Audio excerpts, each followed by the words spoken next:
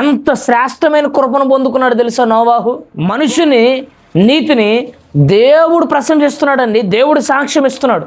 మన నీతి దేవుని దృష్టికి ఎలాగున్నాం నేను అంటానండి, మనం దేవుని నీతిని పొందుకొని మన జీవితాల్లో దాన్ని అనుకరించడం వలన మనం దేవుని సంబంధమైనటువంటి నీతిమంతులుగా, దేవుడు కోరుకునే నీతిమంతులుగా మారతాం.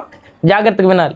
మన సొంతంగా ఏ నీతి పనులు చేద్దాం అనుకున్నా, మన సొంతంగా ఎలా నీతిగా బ్రతుకుదాం అనుకున్నా, ఆ నీతి రూపాయి కాడో పాపాయి కాడో ఏదో ఒక సందర్భంలో ఏమైపోద్దో తెలుసండి, అది మనల్ని పాడు చేస్తుంది. జాగ్రత్తగా వినండి, పాడు చేస్తుంది, మనల్ని పతనంలోకి నడిపిస్తుంది. కానీ దేవుని వాక్యంలో అంటున్నమాట, నోవాహుని గురించి రాయబడిన మాట అక్కడ చూడండి, నోవాహు నీతి తన కుటుంబాన్ని రక్షించింది.